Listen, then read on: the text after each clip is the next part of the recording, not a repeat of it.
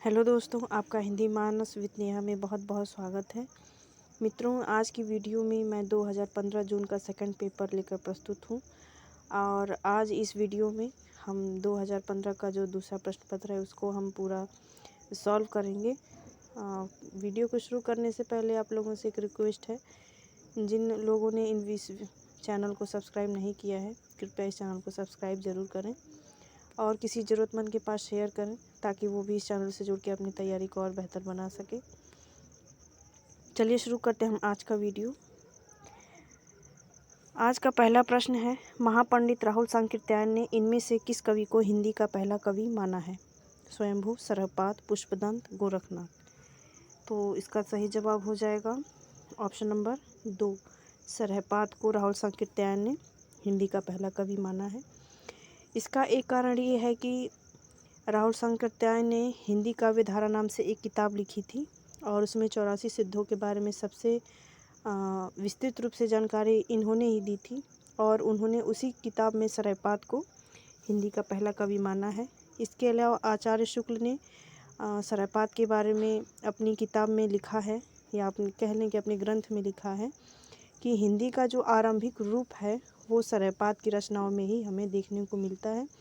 इसके साथ ही साथ सरहपाद के बारे में एक बात ये भी है कि जो हिंदी में कड़वड़क शैली होती है, कड़वड़क शैली वो होती है कि जिसमें 7 दोहा हो उसके बाद एक चौपाई हो, या फिर 9 दोहा के बाद एक चौपाई, जो कड़वड़क शैली होती है वो सबसे पहले सरहपाद ने ही हिंदी साहित्य में उसका प्रयोग किया था। तो ये अतिरिक्त जानकारी भी अगर आप चाहें तो याद रख सकते हैं, क्योंकि नेट में एक बार ये प्रश्न भी पूछा गया था कि हिंदी साहित्य में सबसे पहले कड़वक शैली का प्रयोग किसने किया था। चलिए अगला प्रश्न देखते हैं। प्रश्न नंबर 2 है, संदेशणौ सविथरौ पई मई कहाणु न जाई जे कालांगुली मुदड़ौ सो बाहड़ी समाई। इन काव्य पंक्तियों के रचनाकार हैं विमल सूरी, अद्धमाण, हेमचंद्र, दामोदर भट्ट। तो इसका सही जवाब हो जाएगा ऑप्शन नंबर 2, अद्धमाण या फिर अब्दुल रहमान। संदेश रासक की काव्य पंक्तियाँ हैं। प्रश्न संख्या 3 है, कबीर की अपेक्षा खुसरो का ध्यान बोलचाल की भाषा की ओर अधिक था, किसका कथन है? जॉर्ज गियर्सन, मिस्टर बंधु, हजारी प्रसाद द्विवेदी या फिर रामचंद्र शुक्ल। तो इसका सही जवाब हो जाएगा ऑप्शन नंबर 4, रामचंद्र शुक्ल। प्रश्न संख्या 4 है, निम्नलिखित ग्रंथों में से किसके रचयिता तुलसीदास नहीं है? वैराग्य संदीपनी, कृष्ण गीतावली, हनुमत चरित या फिर पार्वती मंगल। इसका सही जवाब हो जाएगा ऑप्शन नंबर 3, हनुमत चरित तुलसीदास की रचना नहीं है। प्रश्न संख्या 5 है, जायसी पहले कवि हैं सूफी बाद में, किसका कथन है? श्याम मनोहर पांडे, चंद्रबली सिंह, विजय देव नारायण शाही या फिर रामचंद्र शुक्ल। इसका सही जवाब हो जाएगा ऑप्शन नंबर 3, विजय देव नारायण शाही। प्रश्न संख्या 6 है, जसोदा कहाँ कहूँ हूँ बात तुम्हारे सुत के कर्तव्य मुँह पे कहे कहे नहीं जात। इन काव्य पंक्तियों के रचयिता हैं सूरदास, नंददास, कृष्णदास, चतुर्भुज दास। इसका सही जवाब हो जाएगा ऑप्शन नंबर 4, चतुर्भुज दास। प्रश्न संख्या 7 है, अधर मधुरता कठिनता कुछ तीक्ष्णता त्योर रस कवित्व परिपक्वता जाने रसिक न और। उक्त दोहे के द्वारा किस आचार्य कवि ने काव्य रसिक को परिभाषित किया है? चिंतामणि, भिखारी दास, जसवंत सिंह या फिर बेनी प्रवीण। इसका सही जवाब हो जाएगा ऑप्शन नंबर 2, भिखारी दास। प्रश्न संख्या 8 है, निम्नलिखित में से रीतिमुक्त कविता की विशेषता कौन सी है? स्वच्छंदता, सामाजिकता, निर्वैयक्तिकता या फिर ऐतिहासिकता।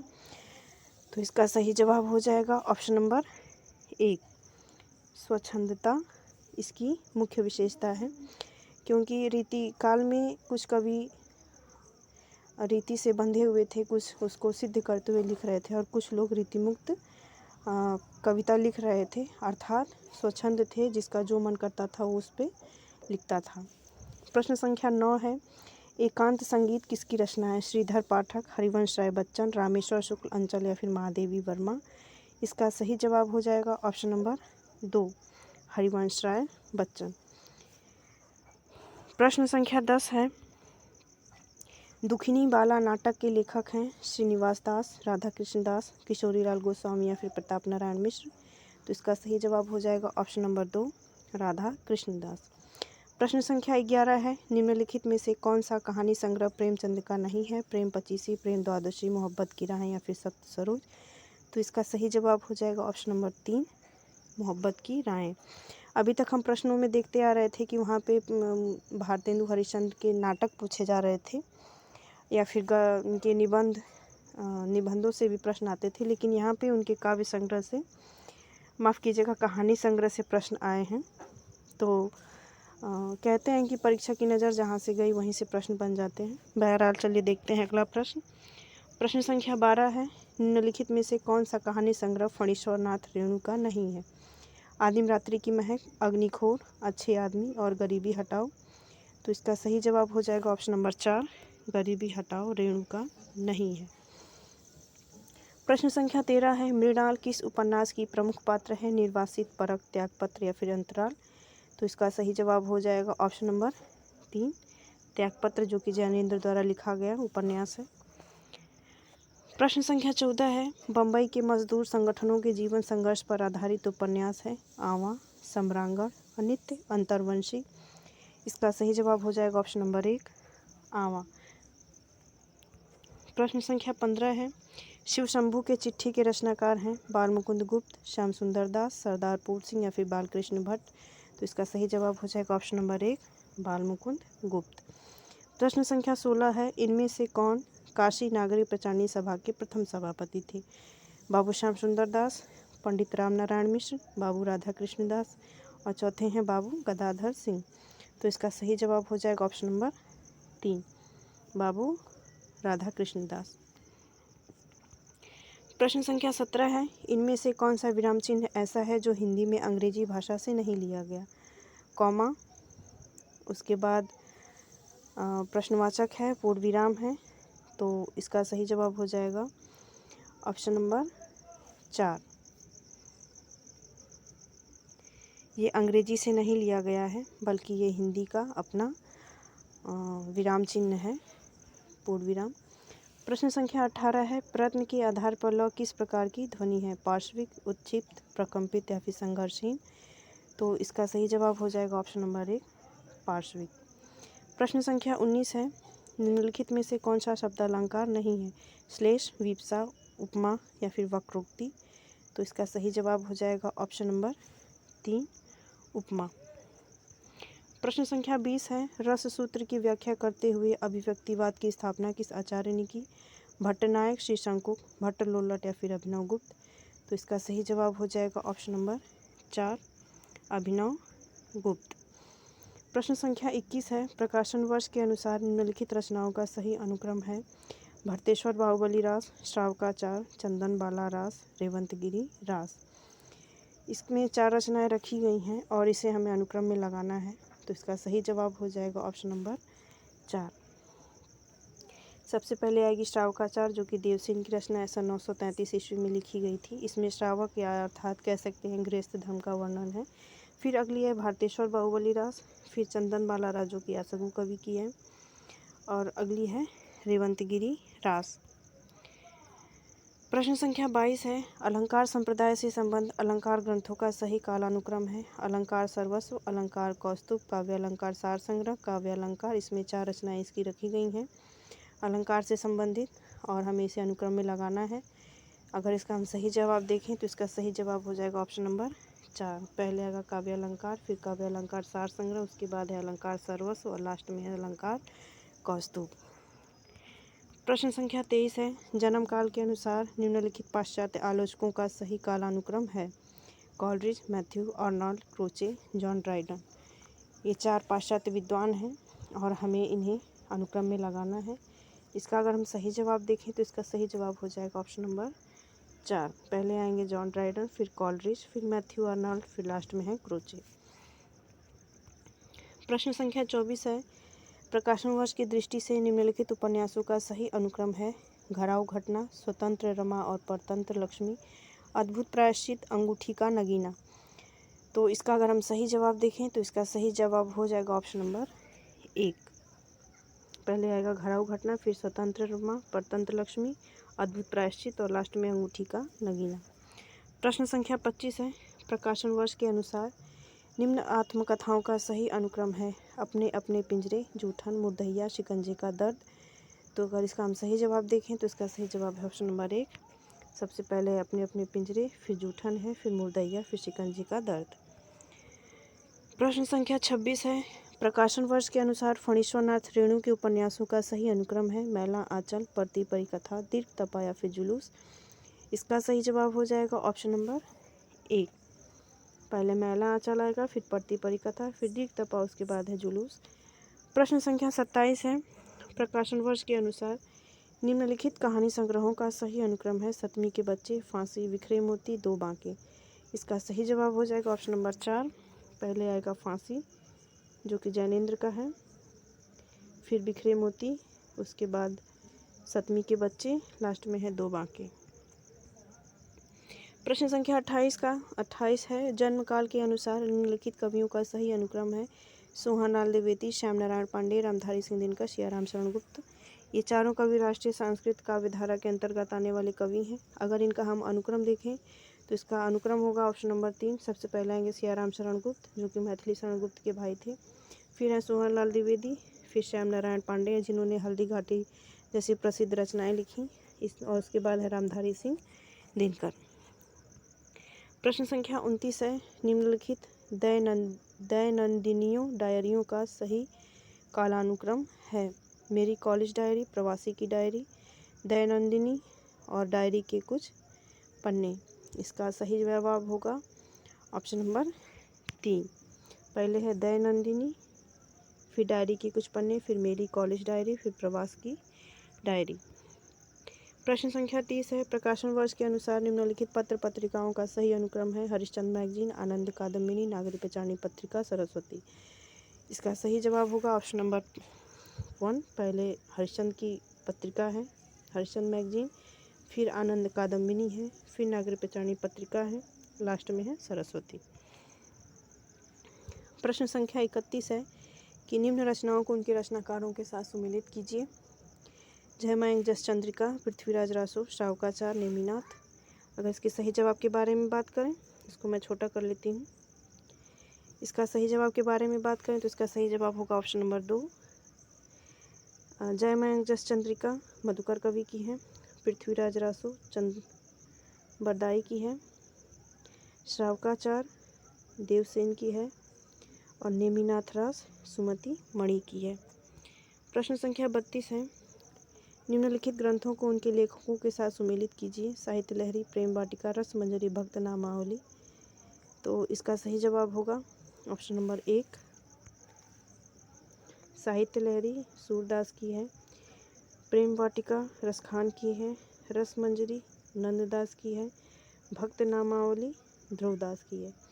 इसमें से मित्रों ऑप्शन नंबर सी और डी बहुत ही मोस्ट हैं, परीक्षा में कई बार पूछी गई हैं। प्रश्न संख्या 33 है। निम्नलिखित कवियों को उनकी रचनाओं के साथ सुमेलित कीजिए। आलम, घनानंद, ठाकुर, द्विजदेव। इसका अगर हम सही जवाब देखें तो इसका सही जवाब हो जाएगा ऑप्शन नंबर 3। आलम माधवानल कामकंदला के रचयिता हैं, घनानंद सुजान हित प्रबंध के, ठाकुर ठसक के और द्विजदेव श्रृंगार लतिका सौरभ के। प्रश्न संख्या 34 है। निम्नलिखित रचनाओं को उनके रचनाकारों के साथ सुमेलित कीजिए। एक पतंग अनंत में, यहाँ से देखो, बात बोलेगी और आत्मजयी। इसका सही जवाब होगा ऑप्शन नंबर 4।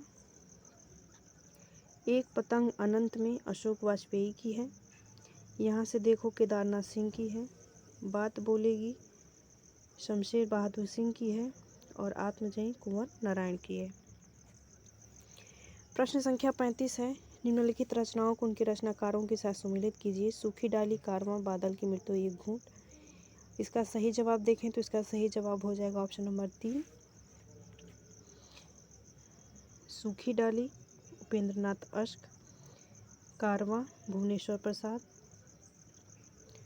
बादल की मृत्यु रामकुमार वर्मा, एक घूंट जयशंकर प्रसाद। प्रश्न संख्या 36 है। निम्नलिखित रचनाओं को उनके रचनाकारों के साथ सुमेलित कीजिए। मेरी आत्म कहानी, स्मृति की रेखाएं, माटी की मूर्तें, हरिश्चंद्र। तो इसका सही जवाब देखें तो इसका सही जवाब हो जाएगा ऑप्शन नंबर 2, मेरी आत्म कहानी, श्याम सुंदर दास। स्मृति की रेखाएं, महादेवी वर्मा। माटी की मूर्तें, रामवृक्ष बेनीपुरी। और हरिश्चंद्र, शिवनंदन सहाय। प्रश्न संख्या 37 है, निम्नलिखित लेखिकाओं को उनकी रचनाओं के साथ सुमेलित कीजिए। ममता कालिया, नासिरा शर्मा, चित्रा मुदगल, अलका सरावगी। तो अगर इसका हम सही जवाब देखें तो इसका सही जवाब हो जाएगा ऑप्शन नंबर 1, ममता कालिया, एक पत्नी के नोट्स। नासिरा शर्मा, जिंदा मुहावरे। चित्रा मुदगल, एक ज़मीन अपनी। और अलका सरावगी, शेष कादम्बरी। प्रश्न संख्या 38 है, निम्नलिखित काव्य शास्त्रीय कृतियों को उनके आचार्यों के साथ सुमेलित कीजिए। औचित्य विचार चर्चा, ध्वन्यालोक, श्रृंगार प्रकाश, काव्य मीमांसा। इसका सही जवाब देखें तो इसका सही जवाब हो जाएगा ऑप्शन नंबर 1, औचित्य विचार चर्चा, क्षेमेंद्र, ध्वन्यालोक, आनंदवर्धन, श्रृंगार प्रकाश, भोजराज। और काव्य मीमांसा, राजशेखर। प्रश्न संख्या 39 है, निम्नलिखित आलोचना ग्रंथों को उनके आलोचकों के साथ सुमेलित कीजिए। हिंदी साहित्य के 80 वर्ष, शब्द और मनुष्य, आज्ञे वागर्थ वैभव, लोकवादी तुलसीदास। इसका सही जवाब हो जाएगा ऑप्शन नंबर 3, हिंदी साहित्य के 80 वर्ष, शिवदान सिंह चौहान। शब्द और मनुष्य, परमानंद श्रीवास्तव। आज्ञे वागर्थ वैभव, रमेश चंद्र शाह। लोकवादी तुलसीदास, विश्वनाथ प्रसाद त्रिपाठी। प्रश्न संख्या 40 है, निम्नलिखित नाटककारों को उनके नाटकों के साथ सुमेलित कीजिए। हरिकृष्ण प्रेमी, गोविंद वल्लभ पंत, लक्ष्मी नारायण मिश्र, चंद्रगुप्त विद्यालंकार। इसका सही जवाब हो जाएगा ऑप्शन नंबर 2, हरिकृष्ण प्रेमी, रक्षाबंधन। गोविंद वल्लभ पंत, अंगूर की बेटी। लक्ष्मी नारायण मिश्र, सन्यासी। चंद्रगुप्त विद्यालंकार, अशोक। यहाँ पे लक्ष्मी नारायण मिश्र है, ना कि लक्ष्मी नारायण लाल है। कभी कभी इन दोनों लोगों में बहुत कन्फ्यूजन होता है, तो कृपया प्रश्न को जरूर ध्यानपूर्वक पढ़ें। प्रश्न संख्या 41 स्थापना और तर्क से अब संबंधित है 45 तक। तो चलिए देखते हैं। प्रश्न संख्या 41 स्थापना है, मनुष्य को कर्म में प्रवृत्त करने वाली मूल प्रवृत्ति भावात्मिका है। केवल तर्क, बुद्धि या विवेचना के बल से हम किसी कार्य में प्रवृत्त नहीं होते। तर्क है, क्योंकि जहाँ जटिल बुद्धि व्यापार के अनंतर किसी कर्म का अनुष्ठान देखा जाता है, वहाँ भी तो हमें कोई भाव या वासना छिपी रहती है। इसका सही जवाब हो जाएगा ऑप्शन नंबर 3, दोनों कथन एकदम सही है। प्रश्न संख्या 42 है, स्थापना है कि अभिव्यंजनावादियों के अनुसार कवि या कलाकार अपने अंतर की भावना को बाहर प्रकाशित करता है, बाह्य वस्तु को नहीं। तर्क है, क्योंकि अभिव्यंजनावादी अंतर की भावना की जगह बाह्य वस्तु को अधिक महत्व देती है। इसका सही जवाब हो जाएगा ऑप्शन नंबर 1, ये तो सही है लेकिन आप गलत है। प्रश्न संख्या 43 है, मन को अनुरंजित करना, उसे सुख या आनंद पहुंचाना ही कविता का अंतिम लक्ष्य मानना चाहिए। तर्क है, क्योंकि कविता मनोविलास की सामग्री है, जिससे सहृदय पाठक अपनी कुंठाओं से मुक्त होता है। इसे ही हृदय की मुक्तावस्था कहा गया है। इसका सही जवाब हो जाएगा ऑप्शन नंबर 3, दोनों कथन गलत हैं। प्रश्न संख्या 44 है, स्थापना है कि फ्रायड के अनुसार कला और धर्म दोनों का उद्भव अचेतन मानस की संचित प्रेरणाओं और इच्छाओं में ही होता है। इस काम शक्ति के उन्नयन के फलस्वरूप कलाकार सर्जन करता है। तर्क है, क्योंकि अवचेतन मानस में काम शक्ति के उन्नयन के फलस्वरूप कलाकार सर्जन करता है। इसका सही जवाब हो जाएगा ऑप्शन नंबर 2, ए तो सही है लेकिन आर गलत है। प्रश्न संख्या 45 है, स्थापना है कि काव्य जो चरम लक्ष्य सर्वभूत को आत्मभूत करा के अनुभव करना है, उसके साधन में भी अहंकार का त्याग आवश्यक है। तर्क है, क्योंकि जब तक इस अहंकार से पीछा न छूटेगा, तब तक प्रकृति के सब रूप मनुष्य की अनुभूति के भीतर नहीं आ सकते। इसका सही जवाब हो जाएगा ऑप्शन नंबर 3, ए तो सही है लेकिन आर एकदम सही है। प्रश्न संख्या 46 से लेकर 50 तक गद्य से संबंधित है। इसे मैं स्क्रॉल करके दिखा देती हूँ, आप वीडियो को पॉज करके इसे ज़रूर सॉल्व करें।